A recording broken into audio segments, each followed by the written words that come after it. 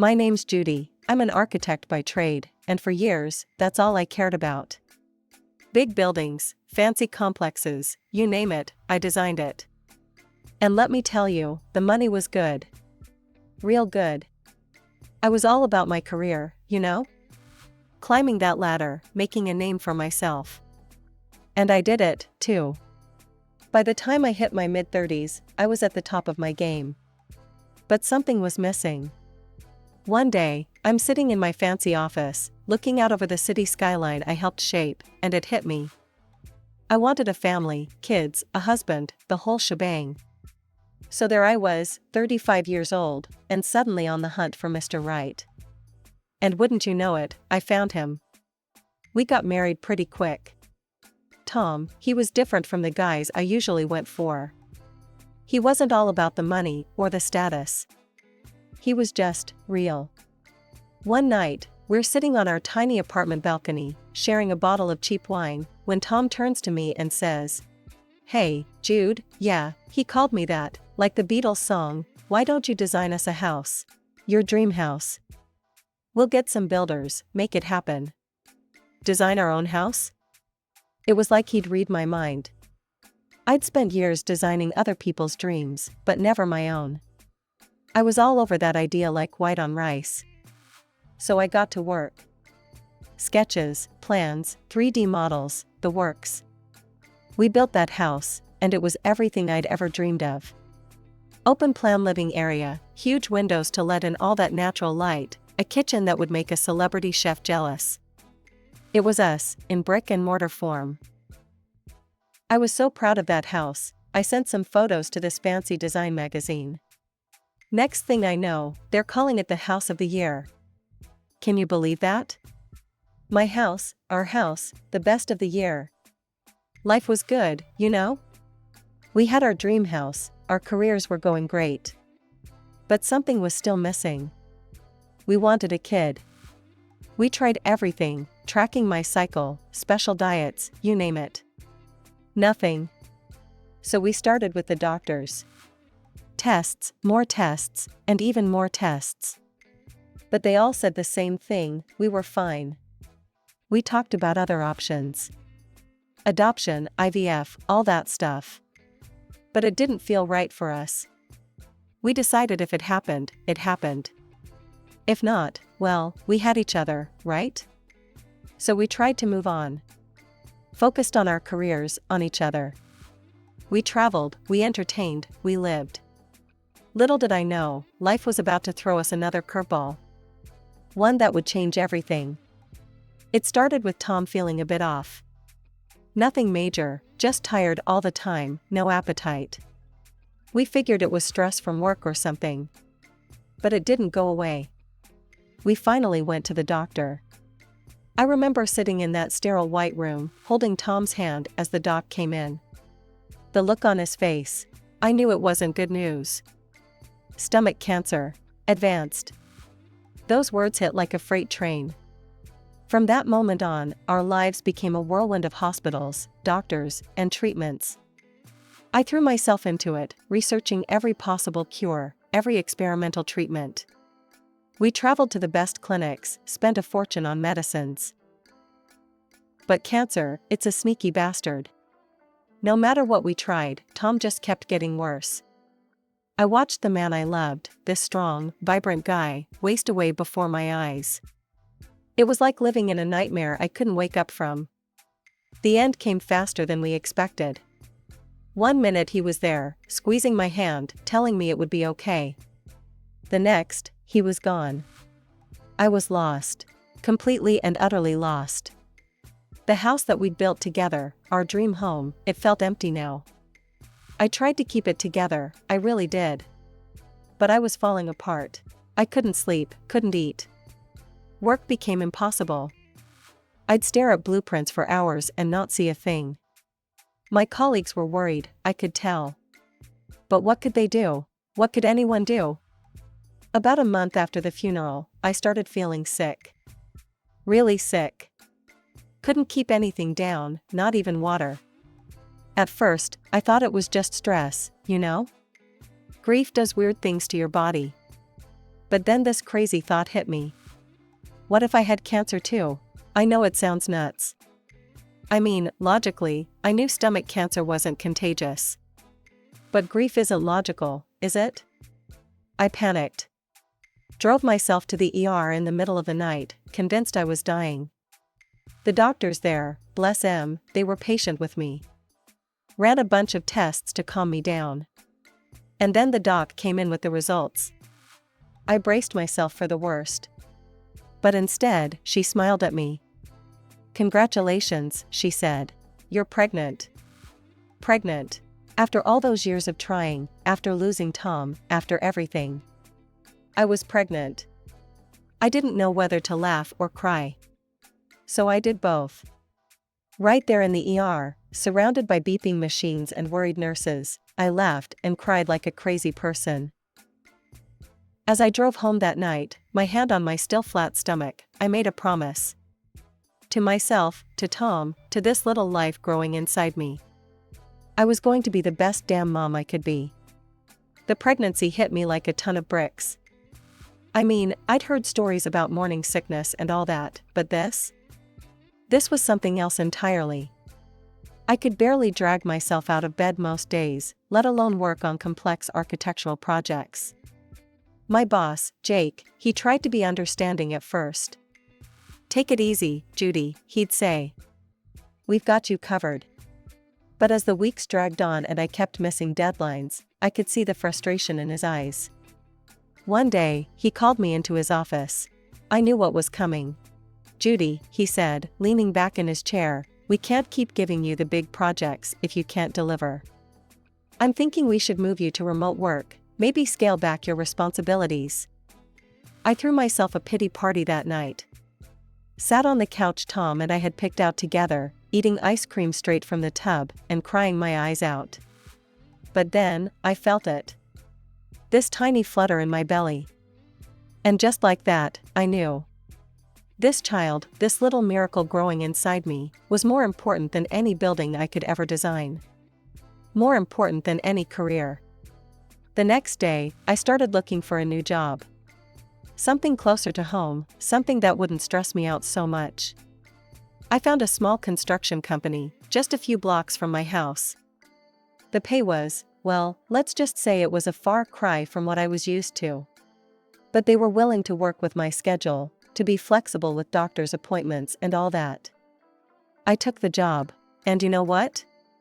It was the best decision I could have made. The months flew by. When the big day finally came, I swear I could feel Tom there with me. Cheering me on, telling me I could do this. And I did.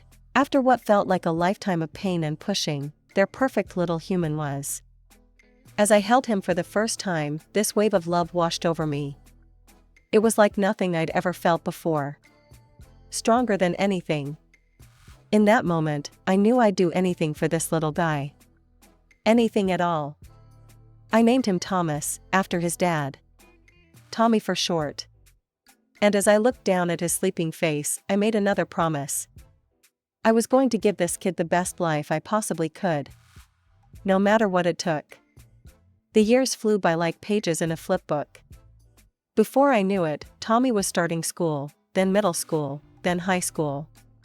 And let me tell you, that kid was something else. Smart as a whip and athletic to boot. He'd come home with straight A's and trophies from track meets, grinning from ear to ear. "Look, Mom," he'd say, waving his report card or medal. "I did it." And every time, my heart would swell with pride. We didn't have much, but we had enough. A roof over our heads, food on the table, and each other. What more did we need? I made sure to be home when Tommy got back from school, to help with homework, to cheer him on at his meets. No late nights at the office for me, no sir. Tommy was my priority now. High school graduation came and went in a blink. Tommy, cap on his head and diploma in hand, beaming at me from the stage. I cried like a baby, of course. Couldn't help it. My little boy was all grown up. Then came college. Tommy got into a great school in another city. I was so proud of him, but man, it was hard to let him go. The house felt emptier than ever without him around. But you know what? It also gave me a chance to focus on myself again. I threw myself back into work, took on bigger projects. The money started flowing in again, and it felt good. I could help Tommy with his tuition, send him some extra cash for books and stuff. Every weekend, I'd hop in the car and drive to see him. We'd grab lunch, catch a movie, just hang out. It was different, sure, but it was still us. Still good. After graduation, Tommy decided to stay in the city. Got himself a good job and everything. I was happy for him, really I was. But a part of me missed having him close by. A few years went by like that.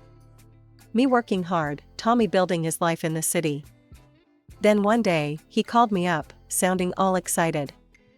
"Mom, I've met someone," he said. "Her name's Sarah. She's amazing, Mom. I think she might be the one." I was thrilled for him, of course. All I ever wanted was for Tommy to be happy. And from what he told me, this Sarah sounded perfect. Smart, beautiful, from a good family. Tommy was head over heels. But then things started to change. Tommy called me up one day, out of the blue. "Hey, Mom," he said, sounding a bit sheepish. "I was wondering, could you maybe help me out with buying a car? And, maybe send a bit more money each month? I want to take Sarah out, buy her nice things, you know?" I felt my heart sink a little. This wasn't like Tommy at all. He'd always been so responsible with money. "Honey," I said, trying to keep my voice gentle, "you know I'd do anything for you. But a car? And extra money for gifts? That's a lot to ask. You've got a good job. Why can't you save up for these things yourself?" There was a long pause on the other end of the line. When Tommy spoke again, his voice was cold. "I thought you'd understand," he said. "I thought you'd want me to be happy. But I guess I was wrong." The line went dead before I could respond. I stood there, phone in hand, feeling like I'd just been slapped. After that, things were different. Tommy didn't call as often. When he did, our conversations were short, stilted. It felt like there was this wall between us now, all because I wouldn't buy him a car or fund his lavish dates. I tried to tell myself it was just a phase. That Tommy would come around, realize that love wasn't about fancy cars or expensive gifts. But as the weeks turned into months, and the phone calls got fewer and farther between, I couldn't help but worry. A year passed in a blink. Then one day, out of the blue, Tommy showed up on my doorstep. He wasn't alone. "Mom," he said, grinning from ear to ear, "I want you to meet Sarah. We're getting married." Sarah was everything Tommy had described, pretty, polite, the works. But there was something off. The way she looked at me, it was like I was some quaint little curiosity. Still, I plastered on a smile and welcomed them in. "Oh, what a lovely home," Sarah exclaimed, her eyes roving over every inch of the place. "It's so charming and comfortable." They stayed for dinner, chattering about wedding plans. Sarah's parents were footing the bill, apparently. As they talked, I couldn't help but notice how different Tommy seemed. Gone was my down-to-earth boy. In his place was this stranger, all flash and no substance. The wedding was, well, it was something else. More like a coronation than a marriage ceremony. I felt like a fish out of water, surrounded by all these fancy folks in their designer duds. Tommy barely had time to say hello, too busy schmoozing with Sarah's family and friends. After that, I threw myself into work. Took on big projects, worked longer hours. The money started piling up, and I had this crazy idea.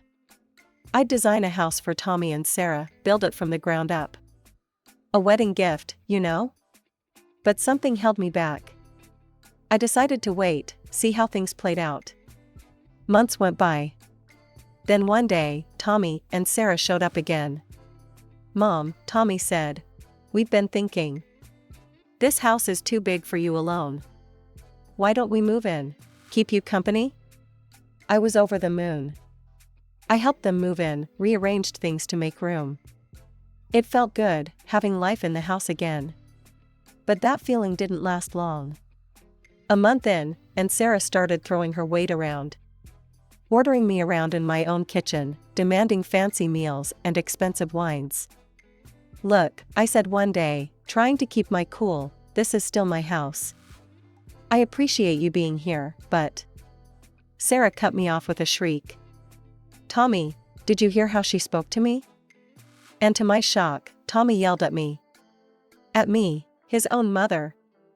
After that, things got real cold.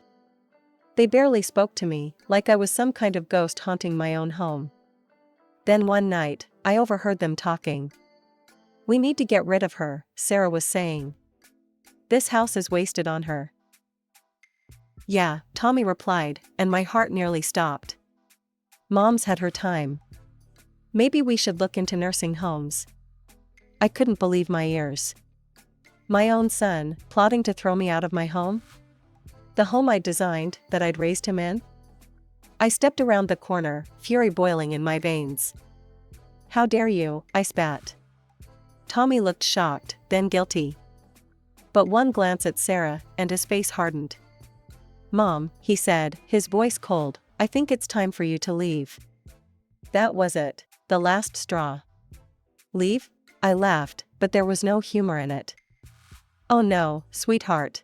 This is my house, my name on the deed. If anyone's leaving, it's you too."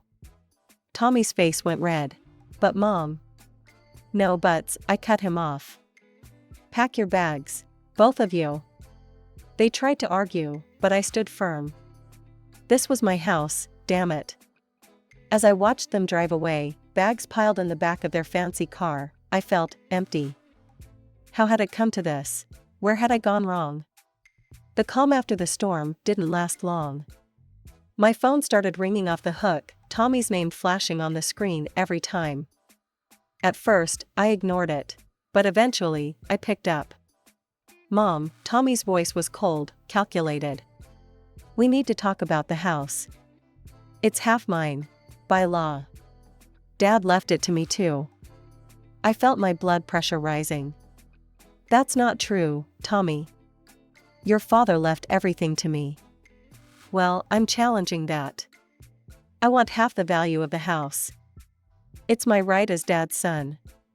He hung up on me, just like that. I sat there, phone in hand, feeling like the world was spinning out of control. I'd been planning to build them a house, for crying out loud. A wedding gift, a fresh start. But now I didn't want to give them a damn thing. I called up Jack, Tom's old friend from law school. Explained the situation, my voice shaking.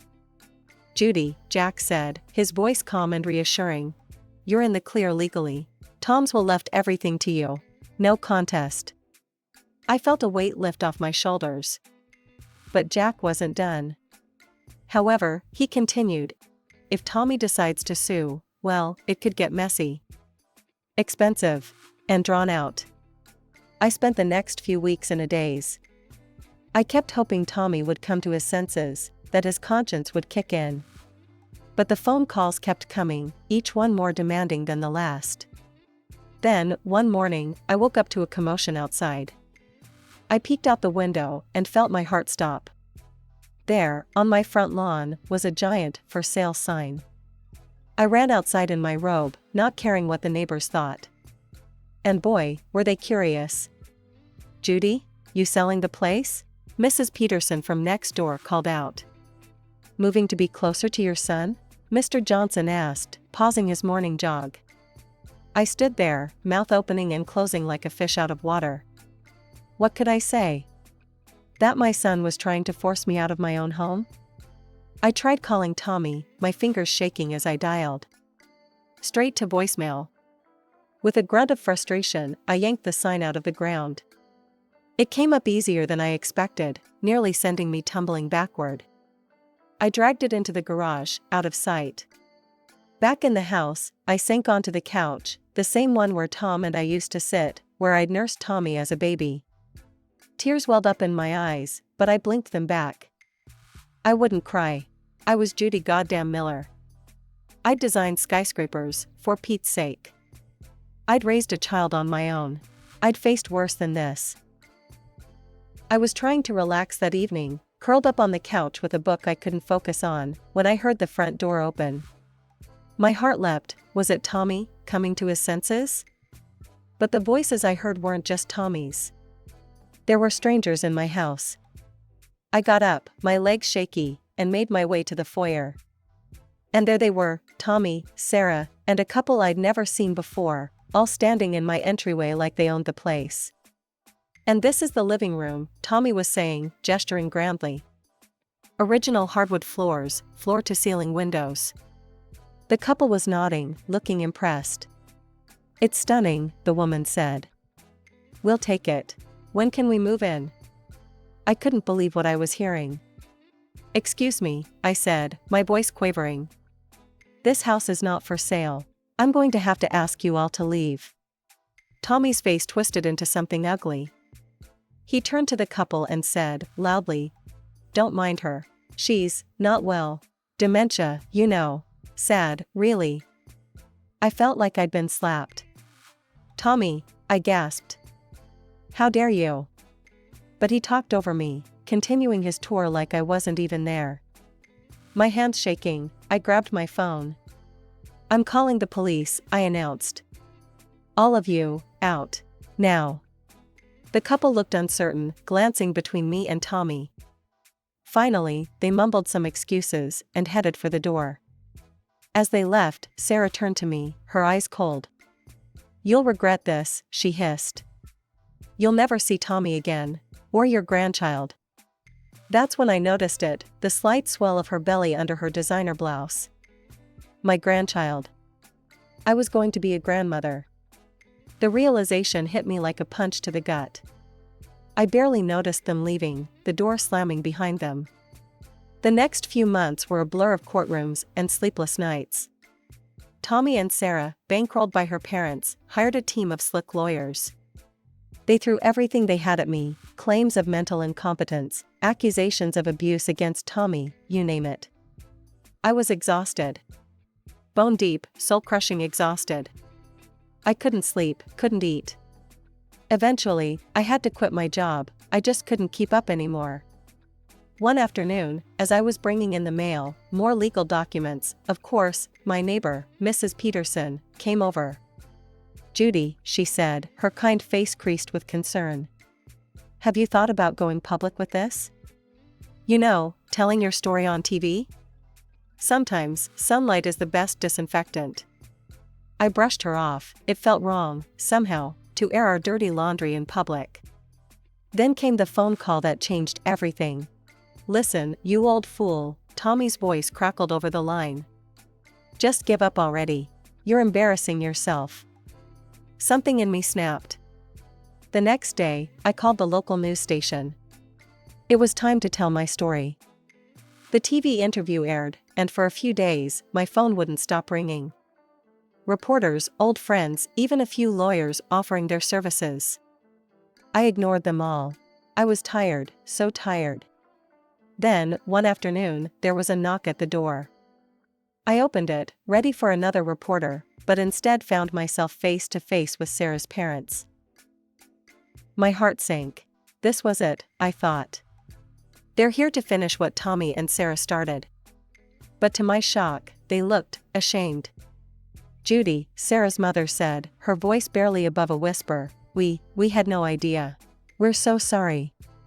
They came in, and over coffee, the whole story came out.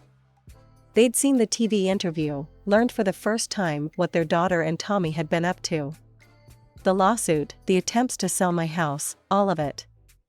"We spoiled Sarah," her father admitted, shaking his head. "And now, well, she's always asking for money." They told me how they'd bought Tommy and Sarah an apartment. But Sarah had demanded a house instead. She said she'd handle it herself, her mother said, dabbing at her eyes. We had no idea this is what she meant. I sat there, stunned. I was going to build them a house," I said, my voice cracking. "As a wedding gift. But after all this, I just can't." Sarah's parents nodded, understanding in their eyes. "We're cutting them off," her father said firmly. "No more money. Not for lawyers, not for anything." True to their word, they did just that. Without the financial backing, Tommy and Sarah's case fell apart. The lawsuit was dismissed, and just like that, it was over. Months passed. I heard through the grapevine that Sarah had given birth to a little girl. The thought made my heart ache. More time went by. I threw myself back into work, trying to rebuild the life that had been put on hold. Then one day, out of the blue, there was a tap on the door. It was Tommy. The moment I opened, he burst into tears. "I'm so sorry," he sobbed. "I was selfish and stupid, and God, Mom, I had no idea how hard it was to be a parent. What you went through, raising me alone." I stood there, watching my son cry, feeling a mix of emotions I couldn't even begin to untangle. "I'm not ready to forgive you," I said finally. "What you did, it's going to take time to get past that. But I'd like to meet my granddaughter." We worked out an arrangement. I'd babysit sometimes, buy clothes and toys for the baby. It was a start. The first time I held little Emma, I felt my heart melt. She had Tommy's eyes, my nose. She was perfect. Over time, things, well, they didn't go back to normal. I don't think they ever could. But they got better. Sarah became less demanding, even thanked me once for my help. Tommy, he was trying. Really trying. Do I forgive him? I don't know. Some days, when I'm playing with Emma, seeing Tommy's smile in hers, I think maybe I can. Other days, when the memory of what he did hits me, it feels impossible. But you know what? I'm not focusing on that right now. I'm just living, day by day. Enjoying my work, my home, my granddaughter. The future? Well, that'll sort itself out in time.